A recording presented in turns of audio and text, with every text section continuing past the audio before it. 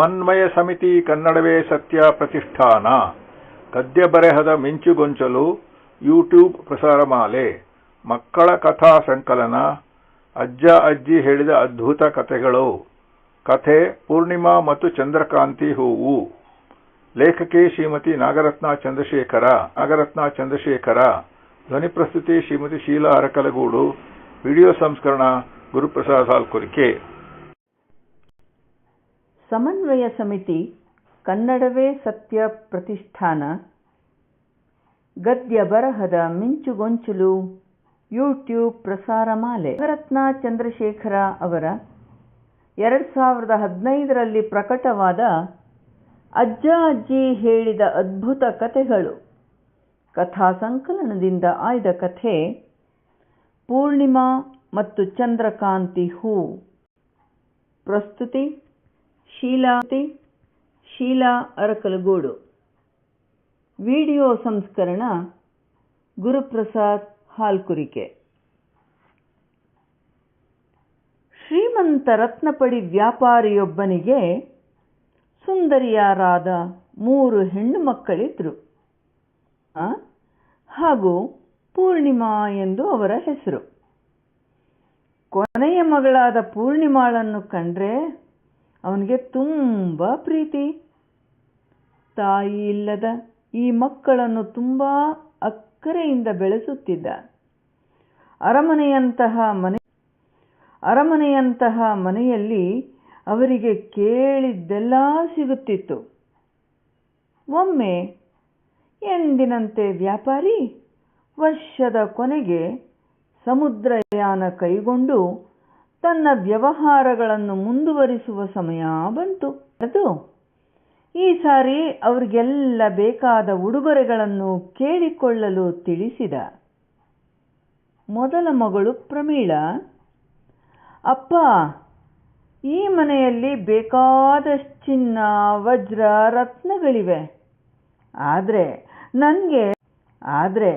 ನನಗೆ ಸೂರ್ಯನಂತೆ ಹೊಳೆಯುವ, ಚಂದ್ರನಂತೆ ಮೋಹಕವಾಗಿರುವ ಕೆತ್ತನೆಯ ಕಿರೀಟ ಹೊಂದಿದ್ದರೆ ನಾನು ಅತ್ಯಂತ ಸಂತೋಷ ಪಡುವೆ ಎಂದಳು.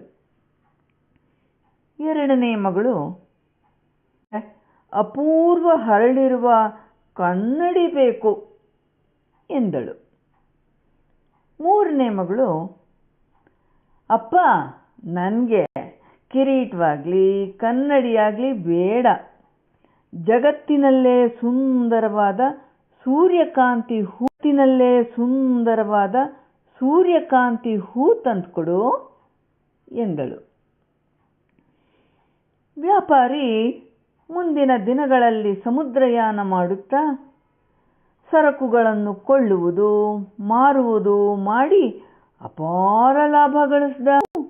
ಮಕ್ಕಳು ಕೇಳಿದ ವಸ್ತುಗಳಿಗಾಗಿ ಹುಡುಕಾಟ ಶುರು ಮಾಡ್ದ.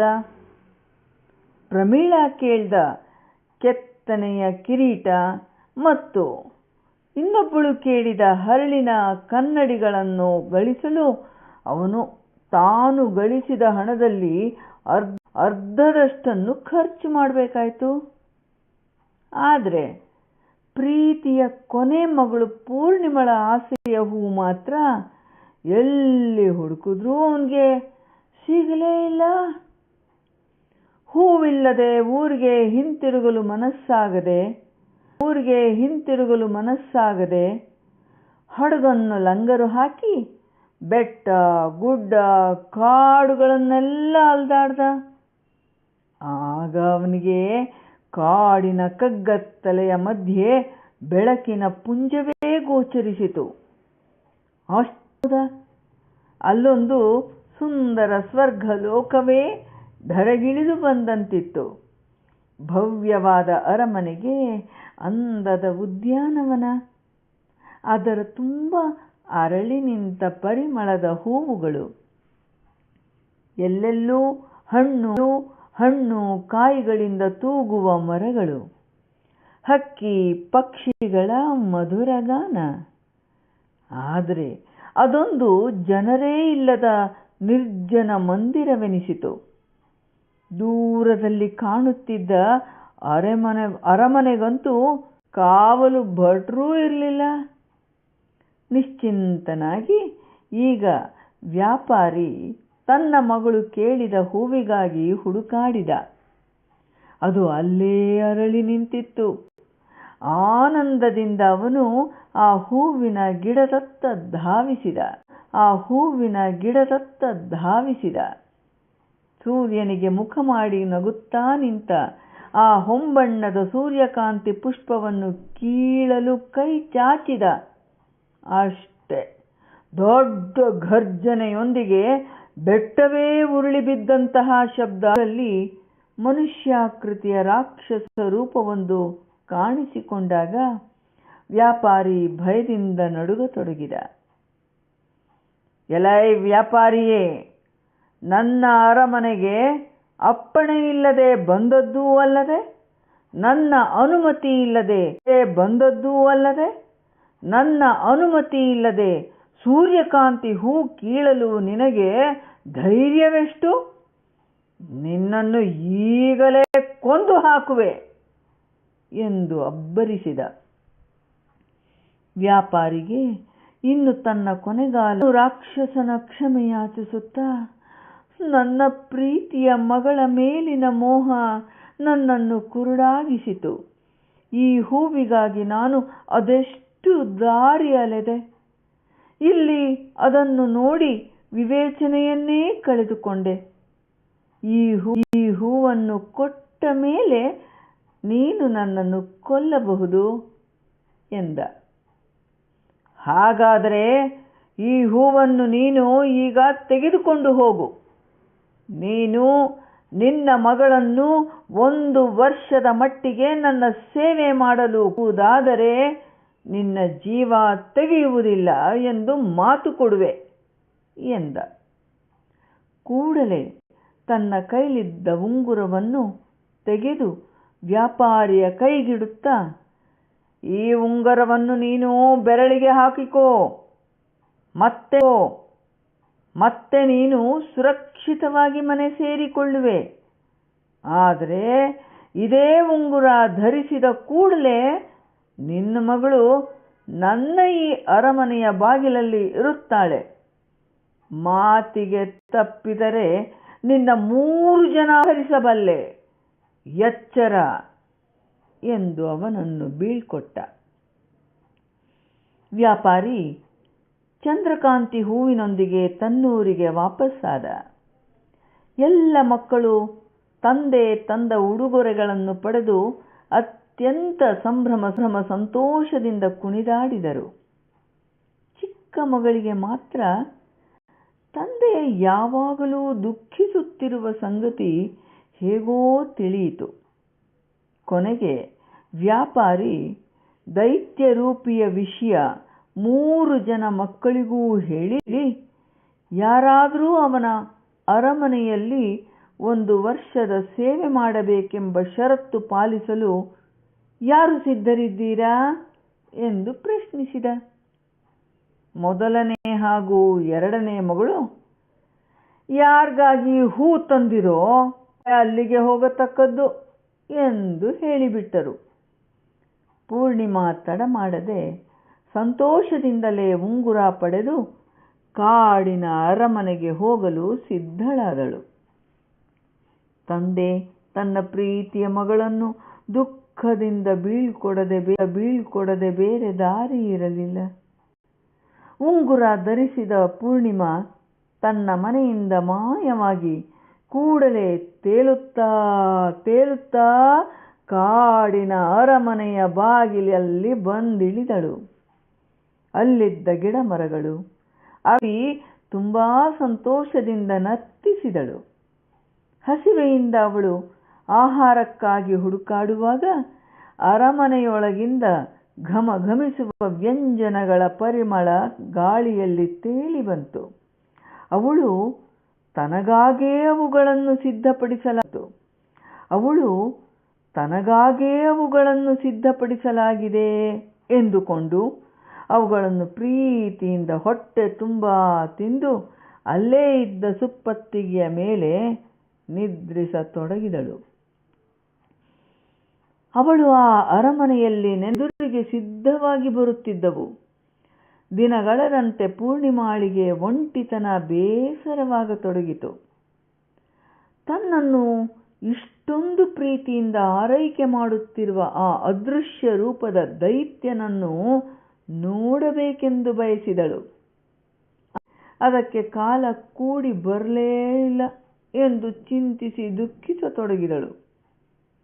ಎಲೈ ದೈತ್ಯನೇ, ನನ್ನನ್ನು ಇಷ್ಟು ಚೆನ್ನಾಗಿ ನೀನು ನೋಡಿಕೊಳ್ಳುವೆ, ಆದರೆ ನನ್ನೊಡನೆ ಮಾತನಾಡಲು ನನ್ನೆದುರು ಬರಲು ನೀನೇಕೆ ಹಿಂಜರಿಯುತ್ತಿರುವೆ?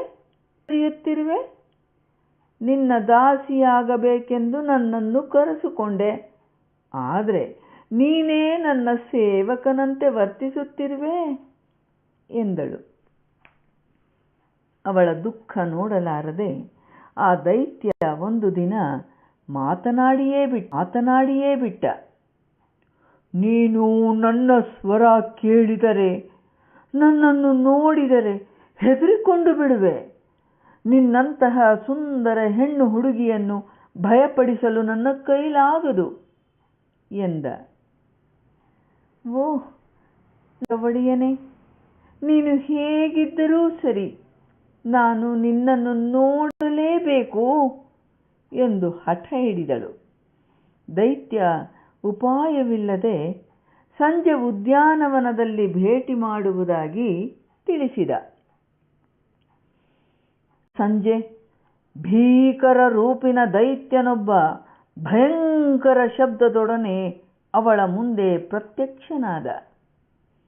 ಪೂರ್ಣಿಮಾ ಹೆದರಿಕೆಯಿಂದ ಚೀರಿ ಮೂರ್ಛೆ ಹೋದಳು. ಎಚ್ಚರ ಬಂದ ಮೇಲೆ ದೂರದಲ್ಲಿ ಅಳುವ ಶಬ್ದ ಕೇಳಿಸಿತು. ನೀನು ನನ್ನ ಮಾತನ್ನು ಕೇಳಲಿಲ್ಲ ನನ್ನ ಪ್ರೀತಿಯ ಹುಡುಗಿ. ಈಗ ನೋಡು, ನೀನು ನನ್ನನ್ನು ಕಂಡರೆ ಎಷ್ಟು ಹೆದರಿದೆ. ಇನ್ನು ಮುಂದೆ ದಿನವೂ ನಿನ್ನ ಮುಂದೆ ನಾನು ಬರುವುದಾದರೂ ಹೇಗೆ ಎಂದ. ಪೂರ್ಣಿಮಾಳಿಗೆ ದೈತ್ಯನ ಮೃದು ಹೃದಯದ ಹಿಂದಿರುವ ಕಾಳಜಿ ಅರಿವಾಯಿತು. ಹಾಗೆನ್ನಬೇಡ, ನಿನಗೆ ಒಳ್ಳೆಯ ಹೃದಯವಿದೆ. ನಿನ್ನ ರೂಪದಿಂದ ನಿನ್ನನ್ನು ದ್ವೇಷಿಸುವಷ್ಟು ಕೆಟ್ಟವಳು ನಾನಾಗಲಾರೆ ಎಂದಳು ಪೂರ್ಣಿಮಾ. ಮುಂದಿನ ದಿನಗಳಲ್ಲಿ ಅವರಿಬ್ಬರೂ ಆಗಾಗ ಉದ್ಯಾನವನದಲ್ಲಿ ಮಾತಾಡುತ್ತಾ ಸುತ್ತಾಡಲು ಪ್ರಾರಂಭಿಸಿದರು. ಒಂದು ದಿನ ಪೂರ್ಣಿಮಾಳಿಗೆ ಅವಳ ತಂದೆ ಕನಸಲ್ಲಿ ಬಂದಾಗ ಅವಳಿಗೆ ಕೂಡಲೇ ಅವರನ್ನು ಹಾಗೂ ಅಕ್ಕಂದಿರನ್ನು ನೋಡುವ ಆಸೆ ಬಂದಿತು. ಅದನ್ನು ದೈತ್ಯನಿಗೆ ತಿಳಿಸಿದಳು. ಅವನು ಒಲ್ಲದ ಮನಸ್ಸಿನಿಂದಲೇ ಅವಳನ್ನು ತಂದೆಯ ಬಳಿಗೆ ಹೋಗಲು ಅಪ್ಪಣೆ ಕೊಟ್ಟ. ಉಡುಗೊರೆಗಳನ್ನು ಹಾಗೂ ಅವಳ ಪ್ರಯಾಣಕ್ಕೆ ಬೇಕಾದ ಉಂಗುರವನ್ನು ಮತ್ತೆ ಅವಳಿಗೆ ಕೊಟ್ಟ. ನೀನು 3 ದಿನದೊಳಗೆ ವಾಪಸ್ಸು ಬರಲೇಬೇಕು. ಹಾಗೆ ಬರದಿದ್ರೆ ನನ್ನನ್ನು ಜೀವ ಸಹಿತ ನೋಡಲಾರೆ ಎಂದು ಎಚ್ಚರಿಸಿದ. ಪೂರ್ಣಿಮಾ ಉಂಗುರ ಧರಿಸಿದ ಕೂಡಲೇ ತೇಲುತ್ತಾ ತಂದೆಯಿದ್ದ ಪಟ್ಟಣದ ಮನೆಯಲ್ಲಿ ಬಂದಿಳಿದಳು. ಅವಳನ್ನು ಕಂಡು ಎಲ್ಲರಿಗೂ ತುಂಬಾ ಸಂತೋಷವಾಗಿತ್ತು. ಮೊದಲು ರಾತ್ರಿ ಸಡಗರ ಸಂಭ್ರಮದಲ್ಲೇ ಕಳೆದು ಹೋಗಿತ್ತು.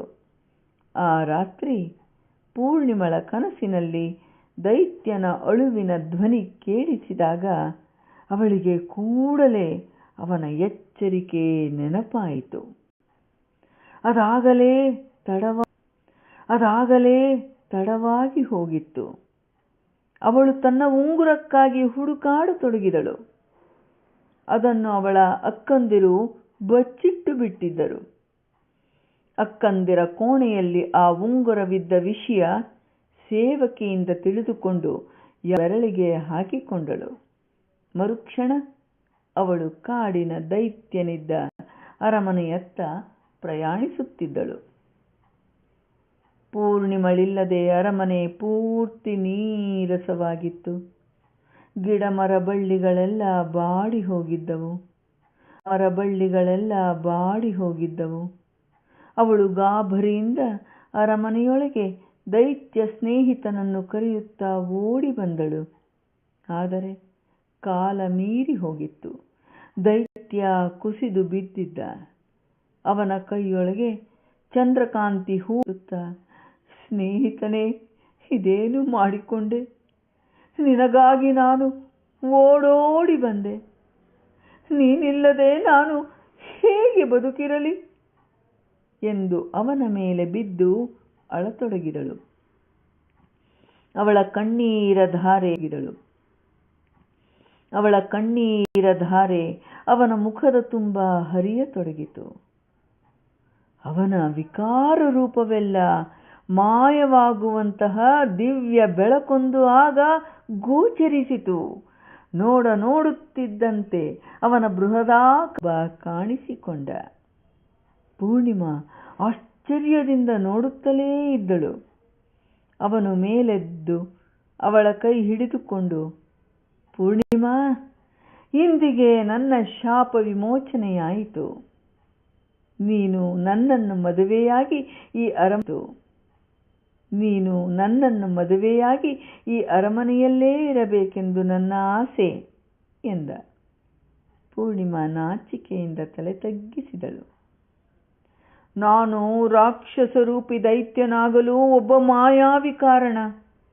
ನನ್ನನ್ನು ಚಿಕ್ಕವನಿದ್ದ ರಾಕ್ಷಸ ರೂಪದಲ್ಲಿ ಇರಿಸಿದ್ದ.